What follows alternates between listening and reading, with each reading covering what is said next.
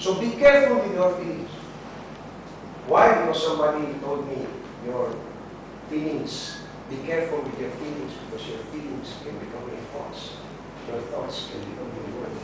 Your words can become your action. Your action can become your character. Your character can become your destiny. So we have to be careful. And I've learned that many years back because I was a very negative person. You know Glum? Glum was an animation story character. He always, whenever they have adventure, he always said, "We'll never make it. Oh, that's too hard. That's too difficult for me. Oh, that's too high to climb. We'll never make it." That's Glum. We can't be glum, especially when you have children around, you have a wife, not wives, wife around to encourage them to help you in your lives. We cannot be negative. And that's the reason why we have to get rid of these three.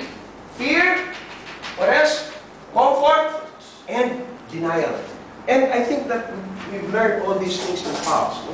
So, I'd like you to ponder on, of course, I will do some, we forgot to do the walkthrough, but without the computer, we'll do the walkthrough. I'd like you to ponder on this message.